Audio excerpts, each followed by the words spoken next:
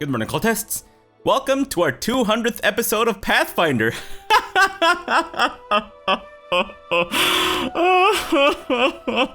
I'm just kidding. I actually love this game, not gonna lie.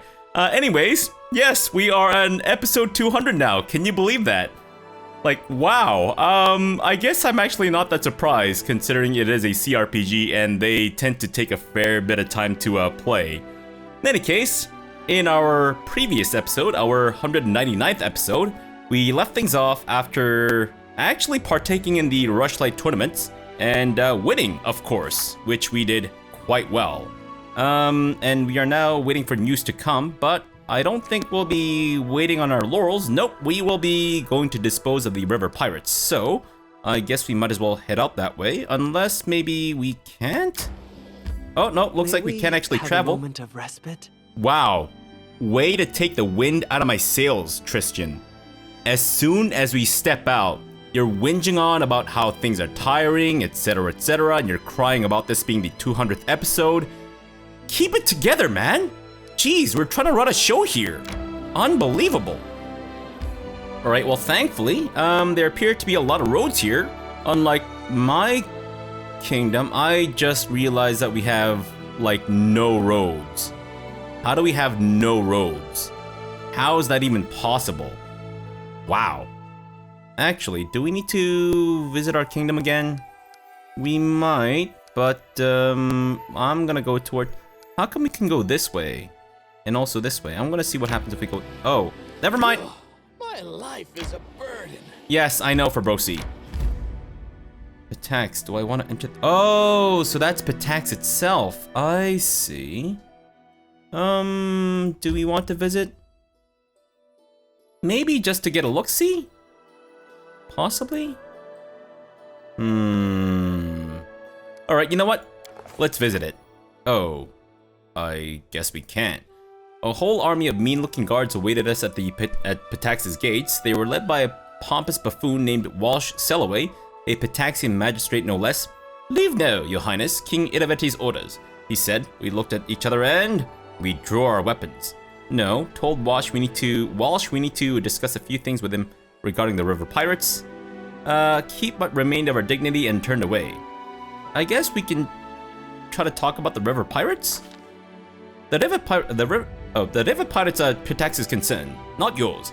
You would do better to mind your own kingdom, your highness, Walsh said, taking a step backward to be closer to his soldiers. Realizing we wouldn't get anything else from him, we now... let's just turn away. I don't think that's gonna work out, even if we decide to draw our swords and whatnot. Alright, so... Thank you. Okay, I'm assuming that's scripted? Ah, I see. I guess we should have rested then. I was hoping to rest on the map, just in case we can trigger some more interesting conversations. Our travels brought us to the little town surroundings in pursuit of the dastardly river pirates, who have preyed on innocent merchants and travelers. It would have been nice to march in, knock some skulls together and call it a day, but rumors suggested that we were heavily outnumbered. Even worse, the villains had set up their camp in a defensible position inside of their boats, protected by the river on one side, a thick forest on another side, and a sticky swamp on the third. Add in a bunch of sentries watching for intruders, and we were in trouble. Thank goodness our fearless leader had a plan. Do I though? I don't know if I really have a cunning plan. We slipped into the river, swimming up to the camp and to take cover behind the boats. We began our approach by picking our way through the swamp. We circled around to approach from the woods, seeking some game trail or other path that would lead us through the undergrowth. We threw caution to the winds and approached the camp. I'm gonna go with the mobility check, please. Thank you. Before long, we emerged from the swamp, our gear dripping with stagnant water. From there, we could see that there wasn't one camp, there were two. The second was several hundred feet away, judging by the campfires, which meant that we could vanquish the pirates in one camp before the other could respond. Okay, so we can use some trickery. We made a rustling near the reeds, hoping to lure and subdue a few sentries. We sneaked closer, hoping to launch a surprise attack. I guess we should maybe try to use some trickery? Sure. It was exactly the plan you read about in Dashing Tales, and our enemies fell right into our trap. We quietly dispatched the sentries before launching our attack on the remaining pirates. Shit, I should have rested. I didn't think it would be a storybook event. I need inspiration. Did someone just explode? Why, I believe they did. And we are now fighting pirates. I don't know if I'm quite ready for this, but I guess we're going for it. Alright, Fabrosi, start kicking faces, thank you. And Lindsay, can you start buffing us up? Let's see. Let's do a haste. Actually, let's get everyone a little bit closer first. And then we'll do a haste. Whoa, okay. Holy crap-oly. Guys is just critting out the wazoo here. My goodness. Or not. I thought we were, but it turns out that Fabrosi wanted to defy me and stop critting, apparently. Fantastic. You know what? Let's use the war-painted skull of Duthica. And Valerie, I'd say go after the brawler. The bard, I don't think is gonna be a huge problem. Why don't you guys get in a little bit closer, please? And we are all slowed and shit. That's fine. Lindsay, cast a haste on Fabrosi, which should cover Amiri as well. Did you do it, Lindsay? There we go. Thank you, my goodness. And people are exploding. Wow. Did something happen? Hello? Oh, I guess we got reinforcements, unfortunately. Renchala Vaskari. A voice cuts through the din, roaring with such indignation that the fighting momentarily stops. What's going on here? Who dares attack my camp? The speaker is a sun-tanned woman wearing light blue traveling clothes with high boots, and an embroidered heron adorns one of her sleeves. She draws her weapon and takes a menacing step forward. I don't know who you are, and any patience. I have to hear your excuses is as short-lived as you are. If you have something to say, make it good. Behind her, you can see more combatants approaching, but you have a few moments before they arrive. Recall what you can about the woman's heraldry. Wait, who are you? This is all a terrible mistake. Let's recall what we can about the woman's heraldry. The blue outfit and heron insignia indicate that this is an important member of the Riversong Trade House of Patax, possibly a member of the controlling family. Joffrey Vaskari leads the trade house, and this might be his sister, Renchala Vaskari. As you look down at the enemies you've slain, it seems you haven't attacked pirate. You've killed influential merchants. Oh shit! Wait, who are you? The woman's face wrinkles with disdain. I was prepared to kill thieves, but it looks like I'll have to kill idiots instead. If you don't know, explaining it's not worth the breath. This is all a terrible mistake? The well-dressed woman glowers at you. Explain, quickly, after you've murdered more of my dudes. We heard that a powerful band of pirates was camped here, and we were going to chase them off. A playwright convinced us to hunt pirates in order to win the adoration of Patax's common folk. I was acting in good faith to chase off pirates, and I would never have attacked a Riversong convoy. Someone provided me with misinformation, likely because they stood to profit if we killed each other. Ah, yes. I guess that's because we made that check. Yeah, sure. Ah, at last a hint of wisdom. Yes, you're right. She thinks for a moment before continuing. Perhaps I was hasty to dismiss you as anything but dim-witted brigands. I am Renchala Vaskari of the Riversong Trade House, not a pirate. Who provided you this misinformation? The playwright Aymar Deschamps told us about a camp. The magistrate Walsh Sellaway insisted there were pirates preying on travelers here. Who was it actually? It was Aymar Deschamps, right? Yeah, that's not a lie, is it? I mean, it's true that both of them kind of hinted that there were pirates here, but I'm pretty sure it was Aymar who sent me here. Renchala makes a disgusted sound. That man writes overblown dramas for a living, and you trusted him? What kind of fool would you be? Would you have to be too? She trails off and peers at you more intently. Wait, are you Fabrosi McCortez? I was warned that you might smell of cabbage. That you might try something like this. She extracts a scroll from a tube and unrolls it for you to see. It clearly warns that the Vaskari family that raiders sent by you would soon threaten her shipments. Judge Selvaway may be a bastard at times, but he's sure you would attack my convoy. gave me a good reason I shouldn't throw your corpse to the eels. This is clearly a setup, but I have nothing more to add. Either you believe me or not, make your choice. Judge Selvaway. I spoke to them directly and he insisted that your group were the pirates. I don't know if I necessarily need to do this. It seems like maybe this is the logical thing, but you know what? Just in case. Renshala considers your arguments. No matter how much I may want you dead now, it wouldn't be justice. I suspect there's more going on that I need to understand here. First, here. She hands you the scroll from the magistrate. Use this to solve your mystery. Whether it leads you to Patax or hell, I care not. For now, leave my space to bury the dead. Should I see you again, may the gods show you more mercy than you've shown today. Great. Yeah, sorry about that. I guess they weren't pirates. Okay. I knew it was Aymar Deschamps, that son of a bitch. My life is a burden. Okay, well, obviously we can't enter Patax right now, so I guess maybe we'll just do some more exploring until perhaps we can come upon a place where we can rest. Doesn't seem like it's gonna happen anytime soon, though. I think we're about to get exhausted. Alright, you know what? I'm just gonna actually head back to my kingdom now, thanks. Because that's gonna take a day and an hour. 20 hours. We'll take the 20-hour option, please. Wait, hold on. I think we can actually go around Hemlock Island. Yeah, it seems there might be a path there. Fantastic. And that's a mysterious shrine. That seems to be fairly close.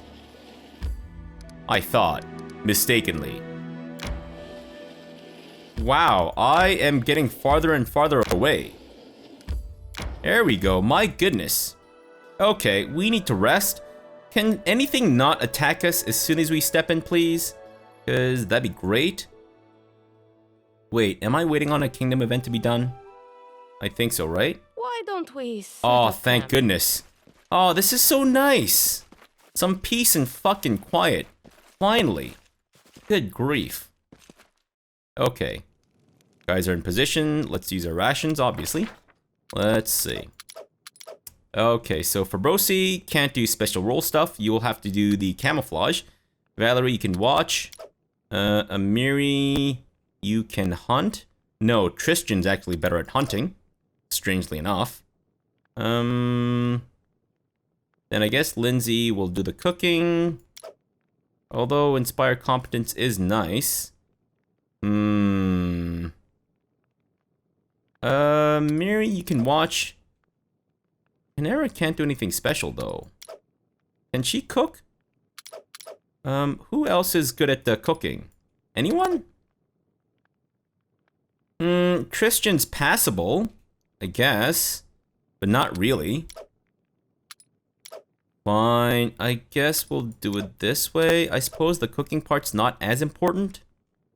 Sure, cheese crostata. No, you know what? Just go for a hearty meal. Yeah, I'm not too concerned about our foodstuffs, I guess. Sure. Let's begin resting. Kindness, mercy. Do you know why I despise these things? Because you can never rely on them. Rules and contracts are much better. You know what to expect, and you can act accordingly. Wow. You'd like a list of rules and conditions defining mercy? I'm afraid it's not how it works. Alright, well, what? Really, Tristan? And our Smilodon just... Wow, he's all bloody as shit. Damn, son. I'm assuming you got fucked up. Okay. Looking around, Valerie hastily hands you a parcel. This is for you. From me. Please take it. It's a beautifully embroidered silk silk shirt, carefully wrapped. Catching your glance, Valerie blushes ever so slightly. Please put it away in your bag. What a great gift, thank you. Why are you so embarrassed? You're acting a little strange.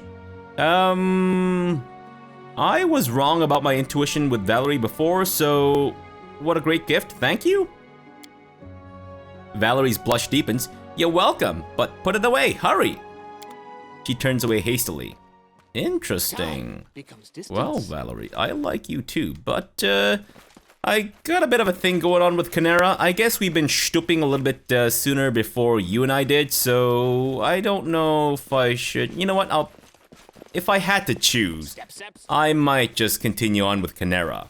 Yeah, I mean, she's a tiefling, I'm a tiefling. We can make some demonic babies and such, and also she's lawful evil, I'm lawful evil. I don't know if Valerie would really approve of my Oh, yes. Okay. So we found this. Great. And this is the nearly erased inscription reads, "Sleep well, my queen, rest in your endless sleep. And let us, the betrayers, have your dreams in your stead." Okay, so I need to take a screenshot or something of this. Because I think the position of the other thingamajigs is important. Or rather, maybe the gaps? Possibly. And there is absolutely no music in this area. That's actually very creepy. Weird. Because usually there's at least some kind of background noise and stuff, but wow, I'm assuming that was intentional. For there to be like no background noise and no music whatsoever. Like it's supposed to be super eerie and shit. Anyways, I guess we will now return to our lands. Yeah, so let's go from here. That'll take 5 hours, you say. Alright, is it fast to go this way then? Maybe? You know what? I'm sure it's probably around the same time, so... Oh! Wait, does that mean that the thing is now open again? The whatchamacallit? The whoosamabe?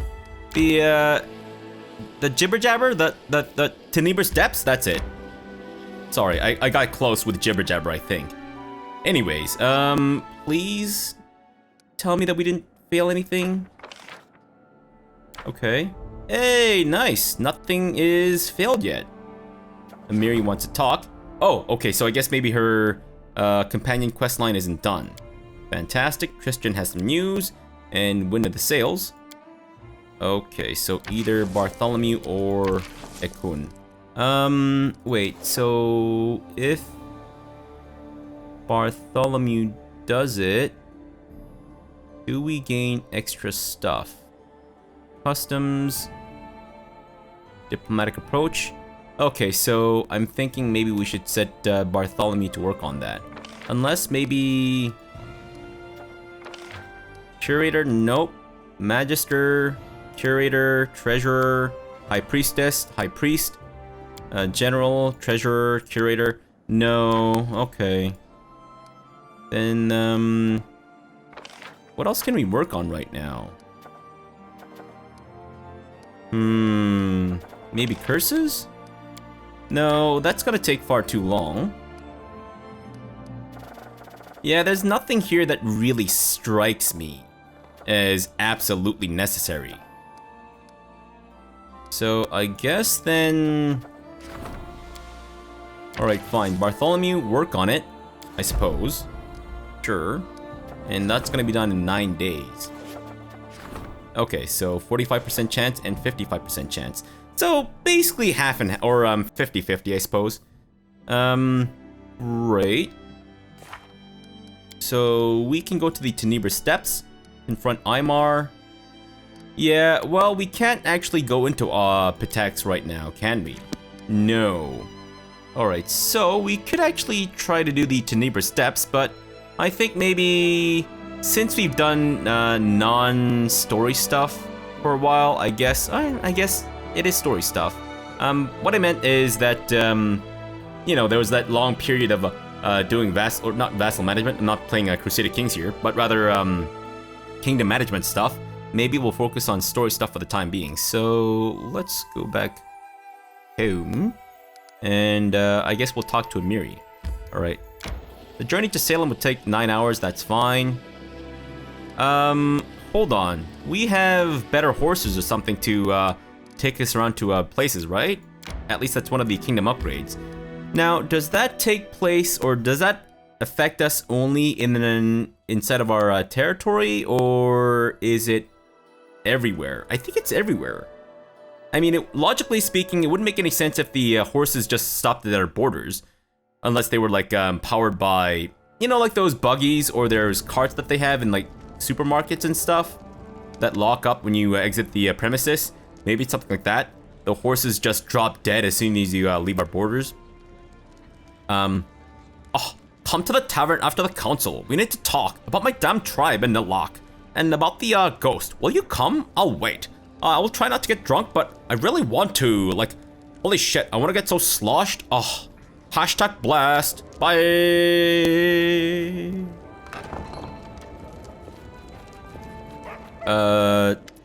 What was I doing with Lindsay?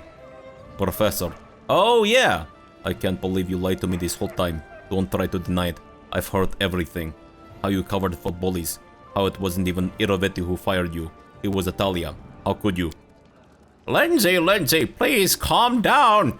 You're so just all over the place. I didn't deceive you. You never even asked about the circumstances of my dismissal. Remember? It's, you know, a sensitive subject. I may not have been a good enough student to be one of your favorites, like Alondi, but I do remember the basics, like the 7 types of lies. And I definitely remember your lecture on lies of omission. You wanted me to write a book about all the atrocities going on within the walls of the academy, and you left out a pretty big one. You never told me a student died because of you. What other sensitive subjects have you been avoiding? Lindsay, I beg you, please let me explain. Eobald, is this true? How much of what you and Lindsay wrote about the academy is actually true? Is this true? Yes, your highness. I'm afraid it is. As I devoted all of my attention to developing the talents of my students, I fear I neglected their moral development, and this led to tragic results. But with all due respect to Headmaster Gitarin, I don't believe in incorrigible villainy, especially not at such a young age. Shellen teaches us not to renounce those who stumble, but to give them a chance to reform. I traveled to your lands in the hopes of a new beginning, for my student and for myself. So in other words, you're a fugitive. I mean, we knew that, but, you know, as in kind of a douche? How much of what you and Lindsay wrote is actually true? There's no direct lie, I admit that. In some cases, I may have concealed or misrepresented some details to protect the innocent. But believe me, it was with noble intentions. Yeah, and guess what the road to hell is paved with? Iravetti's atrocities are no secret to anyone, and this book may well bring about the fall of a tyrant.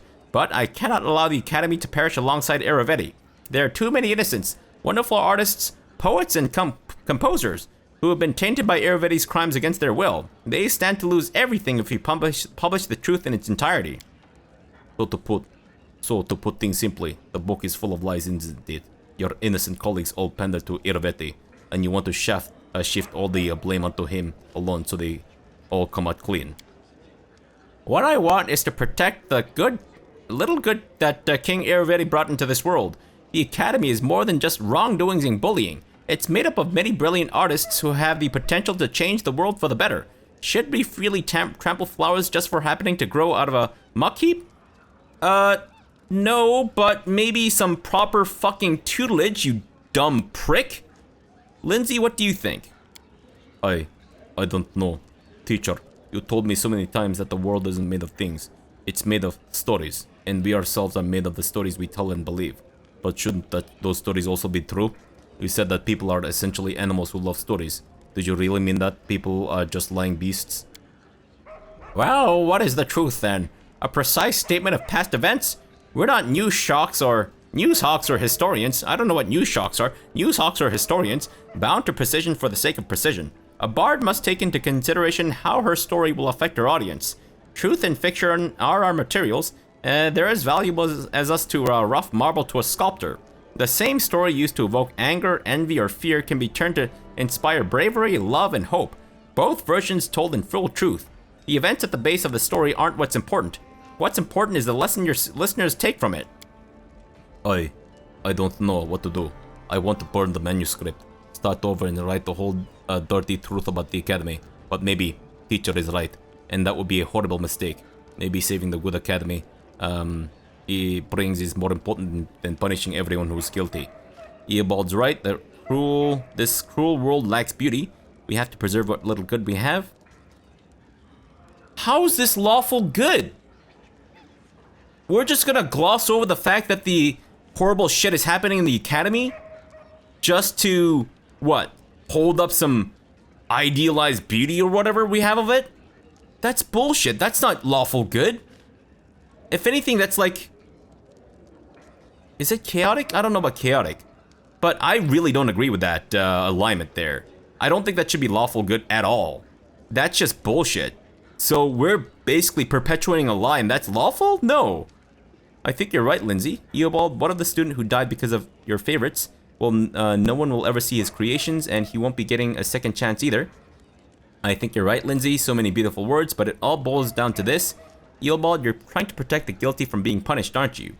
Eobald's right. We have to preserve the academy. Think about it, Lindsay. Even with all the drawbacks, your career wouldn't have started without it. I think you're right, Lindsay. Shellen teaches us to spare even villains, so long as they're repentant, but nothing in their teaching speaks about retaining their posts or keeping their careers. Eobald's right. The academy is too valuable an asset just to throw away, and once we deal with Iravetti, it will be ours to run as we see fit. I mean, yeah, we can, you know, run it as we see fit, but he's not right, though. Not gonna lie, I mean, I guess this is the lawful evil way. I still don't really know if that's lawful. Honestly, I feel like maybe siding with Eobald isn't lawful at all, but, so, this is a bit of a tough choice for me, because personally, I want to agree with Lindsay. Like, what the fuck, dude? I mean, first of all, teachers shouldn't be playing favorites in the first place. But, the fact that you did led to someone dying. And exactly, no one will get to see that student's, creations, and they won't be getting a second chance either. So fuck this guy. Can we just execute him? Can I shove a pike right through his ass? Maybe? I don't know. I mean, you know what? I'll just say that we'll run the academy as we see fit after we're done. Lindsay, I hope you're not going to be too upset about this. You're looking at it from a point of view of a ruler. I don't understand that stuff at all, but if you say saving the academy is important, maybe it really is. Fine, teacher. We'll finish the book as you planned it, but promise me you'll at least tell me the truth, without omissions. If a bard's calling requires knowing the truth and keeping silent about it, then I at least want to carry this burden with you. Thank you, Lindsay. I promise you'll know everything. We'll make the academy better. You'll see. Lindsay turned to Alandi, and you, pack and leave. No, don't say a single word. I have no interest in your excuses or apologies. I just never want to see you again. Good. Thank you. Alandi shuts his mouth, swallowing his response before it started. With a single nod, he leaves without saying a word. Fuck this guy. Guards, be sure to put a spike right through his ass, please? Fucking bullies. And fuck the schools that protect bullies too.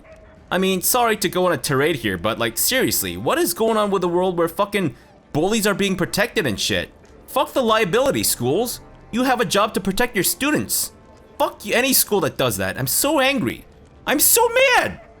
Anyways, episode 200. This is where I get all, I guess, ragey at real life? I don't know. It's not even political, honestly. It's just, fuck bullies, is what I'm saying. Tristan remains silent for a long time. When he finally opens his mouth, his voice is hoarse and tired. Oh, I won't take much of your time, Fabrosi McCortez. I've been smoking a lot of dope. I've been meaning to ask you about something. This might seem stupid, or arrogant, or just insolent. Tristan stumbles and catches his breath. I want to talk to you. I think you know what it's about. It's what I've done, and what I haven't done. The priest lowers his head and grows quiet. But let's speak in private, far from curious ears. I'll be at the viewing point in the palace garden. Please come as soon as you can. Alright, bye, buddy. I mean, you won't be seeing anyone because you're blind, but anyways. Reforged blade. Oh! I guess we can maybe put Amiri's blade back together. Sure. Alright, well, we'll do that. But not right now, obviously, because, well, we don't have much time left. Actually, storyteller, I brought some relics. Token of the Dryad, Sky Metal Cogwheel. and Tactic League stuff that I still haven't completed. Alright, I guess that's it then. Okay, well, then let's actually end the episode off here for now. I don't know if there's any kingdom management stuff that I need to do. No, we actually have stuff to attend to, so we'll be doing that in our next episode. Actually, I might just start things off in the tavern. Or, I guess, depending on whether or not we want to go see Tristan too. Yeah, maybe I'll start things off in the tavern. We'll see. Alright, so for now, thanks for watching and have a good breakfast!